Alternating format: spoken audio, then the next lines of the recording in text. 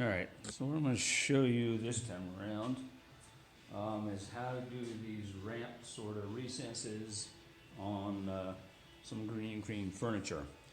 That table right now, that leg is right now upside down because I put a little bit of my oil varnish mix on it. But let me turn it around here and I'll show you another example, and I'll show you how I wind up cutting these. So here's an extra leg that I had from another sort of hall table. And this is the detail that I'm talking about here. So we start from nothing here, and we cut this sort of rounded over rectangular ramp in this piece. And this is typical of a sort of a Greene Greene furniture. I believe this might be the Blacker House sort of detail, but it's repeated on several different pieces of their furniture. And then we have a little bit of taper on the leg as well. So this is just all rough milled. I have not sanded any of this down. Like I said, this is just another leg for the table that I'm making. This is one I've been having sitting around for a few years. So anyhow, this is just sort of some elements to sort of create a little bit of a lighter sort of look to the bottom of a leg. If this were just plain straight sort of, a square rectangle or a square leg with none of this detailing under here, it would look a little bit heavier. Now that it has a little bit of a lighter stuff down here, makes it look like it's almost lifting from the floor a little bit more. So it's one of those subtle details that Charles and Henry Greene were absolutely fantastic about. They have so many of these little details. So I've seen this also done with sort of handles inside of a chest. So if you can imagine sort of a recess where you could pick up, sort of insert your fingers and then pick up like a tool chest or blanket chest and that type of stuff. So this has other applications besides just this Greene Greene leg detail. So what I'm going to do is we'll do it on the other end of this leg, but let me show you what we're going to wind up using here. So what I've already got in my router is I got a 1/2 inch bit, and this thing in the top is a guide bushing. So let's talk about guide bushings here at the moment. So a guide bushing is basically any one of these things that you wind up putting in the bottom of a router base. Typically these things were originally made for these Porter cable bases. So these are a bunch of different guide bushings. They're all listed with a different outside diameter. So I'm sorry, here, can I get my fingers out of the way? So you can see they're listed with a outside diameter, inside diameter, then has 2 lock columns, but they go anywhere from an outside diameter of 5/16 to an inside diameter of 1/4 inch. And you can see I mangled this one a little bit. I was using it for a 1/4 inch bit, and obviously 1/4 inch in a diameter with a 1/4 inch bit, that's not leaving a whole lot of space, and it wasn't centered. So it kind of mangled that one a little bit. They make these in aluminum, brass. I prefer the brass ones. They just seem to be milled a little bit better. This is a set by Shop Fox.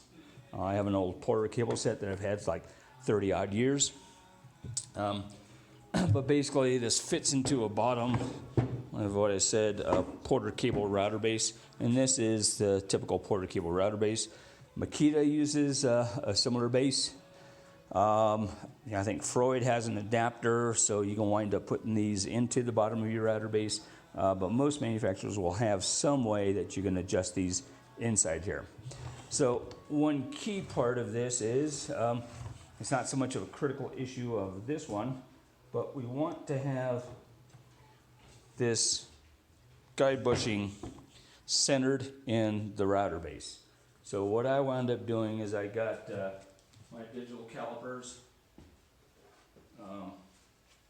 and basically measured the difference between the side of the bit and the inside of the inside of the guide bushing,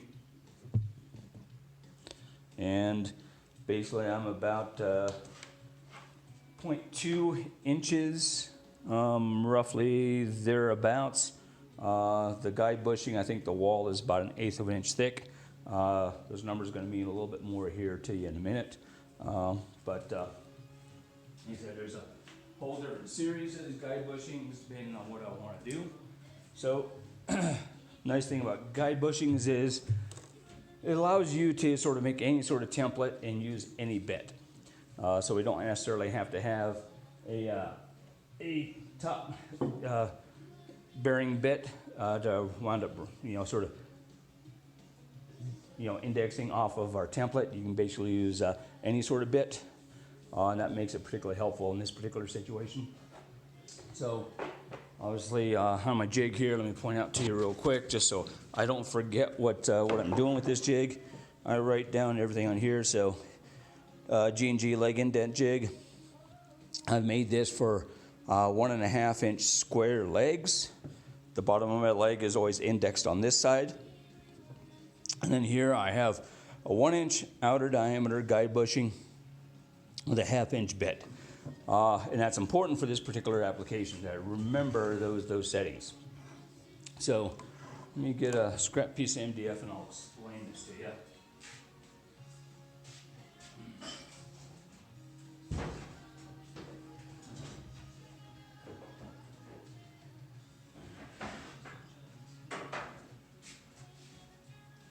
Sorry about this. All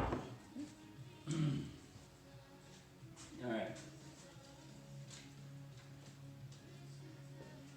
So a couple things to keep in mind is, since we are not running directly on the edge of our router bit, that means I have to do some arithmetic here, and I know a little bit of math scares some people, but we'll make this as easy as we can. My template is always some dimension bigger than the recess or anything that I need. So one thing to keep in mind about these guide bushings is we obviously have an outer diameter, and that is more important to us. I don't really care what the inner diameter of this guide bushing in is. It's kind of irrelevant, except for the fact that I need to have enough clearance, so unlike my other guide bushing, that I don't wind up chewing up my guide bushing. Okay, then we have a bit that goes in the center, and I care about the outer diameter of my bit. Okay, so this is our bit, this is our guide bushing. Okay, so the difference, that dimension there, is important. In this particular instance, I've got a 1/2 inch diameter bit. My outside guide bushing is 1 inch, so that means I have a 1/2 inch difference between those two bits. Half that difference is on this side, half that difference is on the other side. So now I know if I need, say, a 1 inch diameter recess, I need to make that template a 1/2 inch bigger, basically a 1/4 inch on either side, because that's where my bit is going to cut. Let me see if this makes sense for you. So, example, if I need a recess in here cut to 1 inch, then my outside diameter of the hole in my template has to be 1.5, because I'm going to have that 1/4 inch here, 1/4 inch here. That adds up to a 1/2 inch, and then I'll have my recess. So that's basically where you sort of need to take into account, the size of the guide bushing in conjunction with the diameter of your bit. So basically what I'm going to wind up doing on this particular leg indent, I have roughly a 1/4 inch sort of raised area here, 1/4 inch raised area there. So basically what I did is I made my template exact the width of the leg, and then I'm going to sort of make my ramped area a 1/2 inch smaller than, or narrower than, what the leg is. So hopefully that all makes sense. So let me go ahead and shut this puppy in here. So I'm going to wind up milling this recess on the other end of the leg, because I've already got the 4 ramps done on the bottom. Since this is a scrap leg, it doesn't really matter. Like I said, I'll keep it around for doing setups if I have to make this piece again, which I anticipate I will. So the other parts of this jig that are going to be important. So I think you can see that. So at this end, I got a little stop block. So my leg wind up is indexed on the bottom. I can't push any further. And at this end, hopefully you can see this, I've got a quarter-inch thick piece of MDF here. What that does is it sets the leg at a ramp, and that is how I get that sort of ramp recess in there. So what I'm going to wind up doing is clamp my leg in here, and hopefully you can see. Fro, go away. Sorry, one of the dogs is bothering me. So hopefully you can see that I've got more of the leg exposed here, and it goes almost down to nothing down here. So I'm going to chuck this in my vise.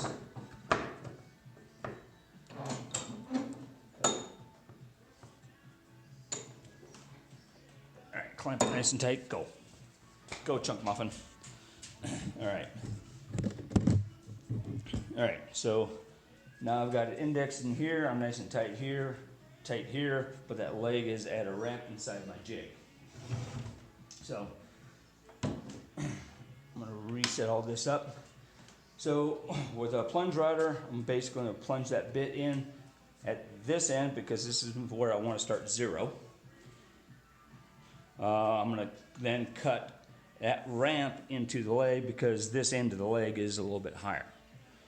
So this is my 0 position. So I'm going to lock this in here at the moment. What I found with doing these things,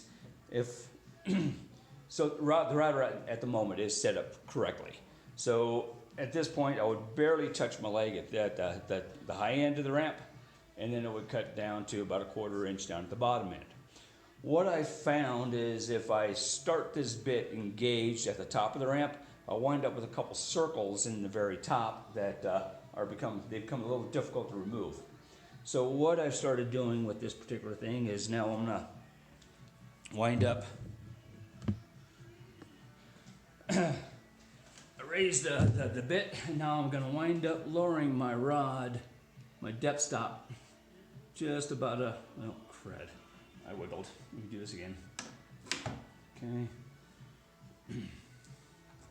All right, now I can stop being fungible fingers here. I'll get this done. Okay. All right. So I raised my depth just a little bit, so my bit's not going to be engaged at the top of the ramp. And that way I'll avoid those little circular cutouts. So just a real quick check again. My leg's clamped in there nice and tight. It's at the surface end to here. It's at the end, connecting to my my stop block here. It is properly angled at the sort of the ramp that we need it. So it's angled at the ramp, so it's basically the leg is a little bit this way while my template is flat. I've got my depth stop set. I adjust that depth just a little bit so I'm not hitting the bottom. I'm plugged in, so I think we're good to go. So we'll go ahead and just cut this real quick.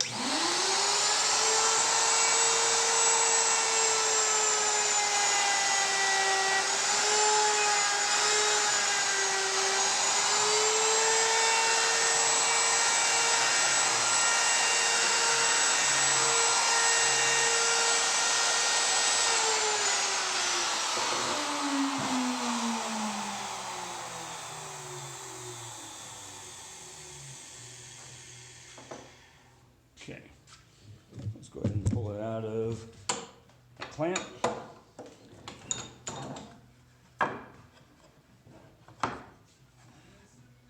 Okay. All right, I did get a little bit of that circular area here. It's kind of what I was trying to avoid, so I didn't adjust it quite the way I wanted it to. So got a little more cleanup to do.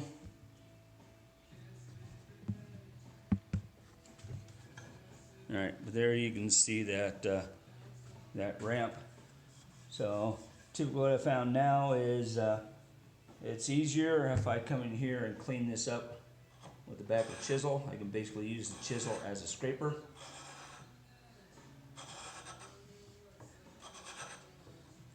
And that will remove any sort of mill marks I've got down in the bottom. This area, I can probably take a card scraper to it. Now the other thing to do with this is these edges were typically relieved a little bit of a round over. So what I like to do, let me back this off. So what I like to do here is I take a chisel and I can come around here and quickly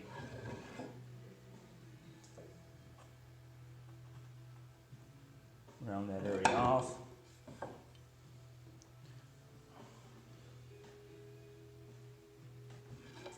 Again, being careful that grain direction is correct.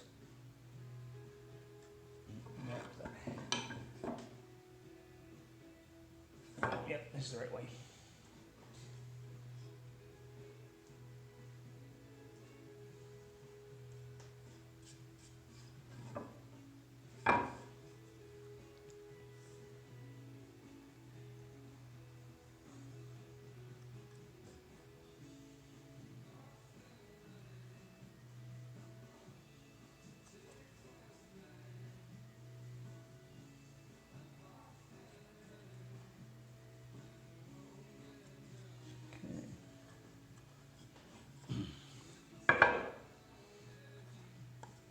Alright, so now I've got this rounded over a bit, and that's just real quick with the chisel. Now I can just take a little bit of sandpaper and smooth that out, and that'll be this portion of that sort of leg indent. So, you know, like I said, it's kind of a few odd things, but once you get sort of wrap your head around those, it's really not too bad to do. And again, this sort of doing this whole thing and the jig and everything else is based off of Daryl Pert's Greene Greene furniture details or something like that. Should be pretty easy to find if you Google it. I'm sure I didn't get the title right. But anyhow, this is, you know, sort of like I said, based off of one of Daryl Pert's methods.